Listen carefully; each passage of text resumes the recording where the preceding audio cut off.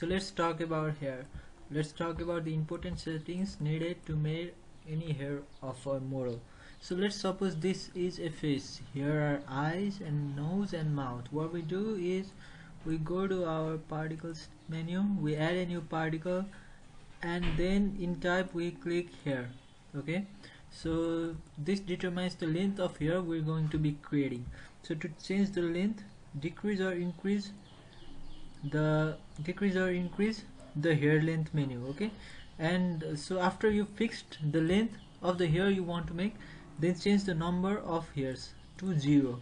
Okay, I do that, and after that what we are going to do is we are going to go to particle mode. Okay, we are going to go to particle mode, and then we start adding hairs. In my model the hair is curved from backward, but most of the model I make, I have to slant the hair to one side, so I'm going to do that for now. Let's decrease the radius a bit. So what I do while making those type of hair is I add hair from the top, go to add menu, and change the count below the radius to 1. Okay, 1, and then start adding your hair. We start adding here from the top, just like that. Okay, and then what we do is below the menu, below near the particle edit tab, what we get here is there are 3 buttons. You may see it or not, it's near the layers tab. There are 3 buttons. When we click each other, we get the points that controls the hair. So we can also control here with these points. Okay, so what we should do to control just one strand of hair is we should hit C. This gives us this little circle in our brush, and we click it. Okay, and then we click control and plus. So this makes us able to control only one strand of hair. What we can do is then we can comb only one strand of hair. Okay, that is really helpful thing. Okay, so while editing the strand, you may notice that there are straight lines but no curved lines in the hair. So what we can do about it is we can go to our path steps and increase the path steps to 7. Okay, this gives us curves while editing. But if we go to our object mode, what we get is again those straight lines. It is because of the hair setting we have done here. In the particle edit menu, go to display, and you may see the steps menu here. Increase the steps here too. This will define the curvedness of hair in the real object menu. Let's go back to particle menu, and we can select all by clicking A, and then we can start combing like that. Okay,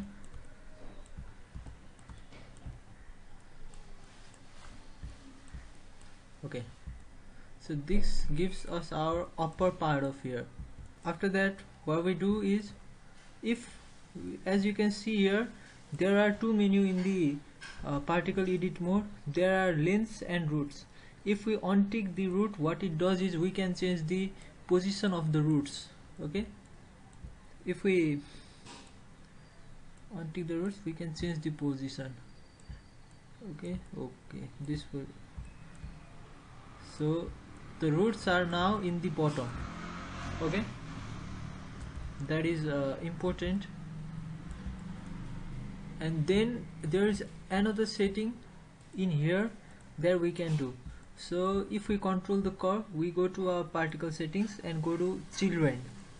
So if we change the children from none to simple, what we get are multiple number of hairs.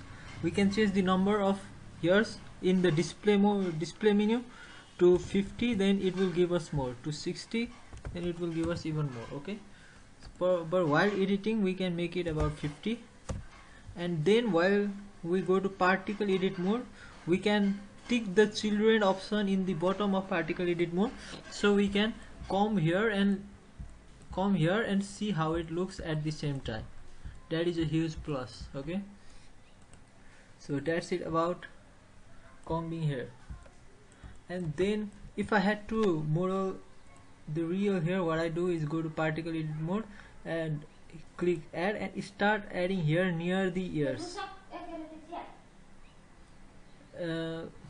Click on add and start adding here near the ears in this line right here. Okay,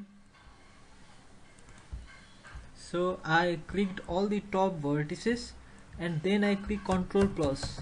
This will help me control only this part of here, so I can only, oops, I forgot to change the root setting. I should have ticked that. So go and hit a tick mark on the root, then only our root stays there and we can edit it. Okay,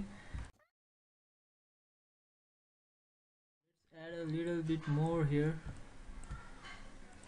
so that it will look good. Okay, so this goes to this side. Now let's make something for this side.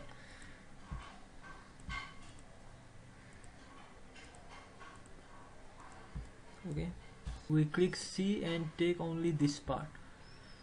Okay, C and only this part, and then hit Ctrl plus, and then we start combing the hair to this side.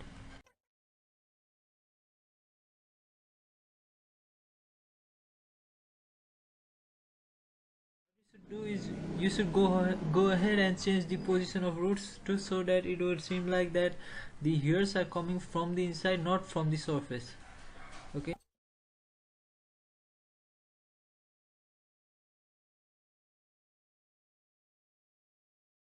what are the important settings for hair? I'm going to tell you that now. Let's go to particle tab. Under the display menu we can change the steps to control the curveness of hair. After that, in the children menu, if we select simple, that is important, because if we selected node, then there will be only one curve strand, and if we select simple, then children's of the curved strands are born. What I change usually in this children menu are, I change the display. I think you should note it down. I change the display, I change the clump, okay, and I change the endpoint. These three are the important things I change in the children node. If I increase the clump, then the hairs are pointy, and if I decrease, it's pointy to the, if I decrease the clump, it's pointy to the other side. If we change the endpoint, what it does is it increases the bottom part of hair and spreads it. Okay, another important thing that I change about the hair is the radius and roundness of the hair. What it does is, as you can see, the hair is really flat like a paper or something here. Okay, I've changed the radius. So if I change the radius, this removes the flatness of the hair and gives it roundness. If we change it to 1, then the radius is too much, so it comes out of place. As we are here in the blender render, if we turn on to cycles render, we get cycles hair setting, and this is the most important setting. So in cycles hair setting, which we should always change thickness from 1 to about 0.4 or 3 or 2. What it does is it decreases the size of thickness of hair, else it would have been looked really fake. If we leave the root and tips to 1, let's add a new material here first.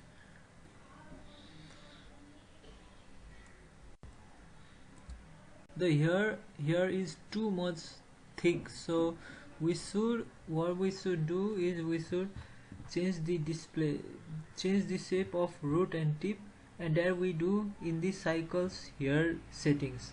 So change it to about 0.2 for now. 2.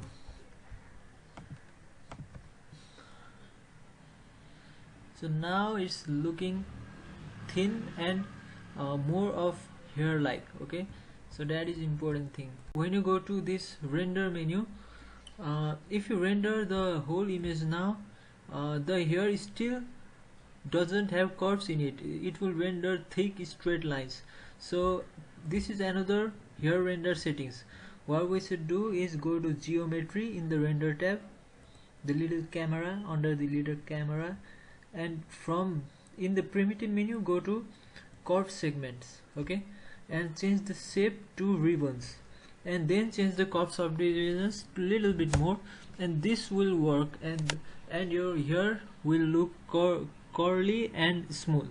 Let's go to our particle menu and let's see the children options. Here you can see display and render. If we increase the number in display but we keep the number of hair in render the same and we click render, then the hair won't change in its number. What I mean to say is, here the render is 20 and display is 100. If I click render in a perfect position, if I click render, the number of hair is only 20. Okay, so what we have to do is, for the better workflow, we keep the display number to low and the render number to high. That will give us good amount of hair. I'm going to talk to you about how to transfer materials from one Blender file to another. This will help a great deal. So I created a file a while later. Okay, here's the file and this is the hair. I shaded the hair too. So what I do here is I add a cube. So what I do here is I add a cube, and then to the cube I add a new material. Oops, not new material. Then to the cube I add the material of hair that this hair uses. Shading of the hair that this hair uses. So the hair for this is hair 001.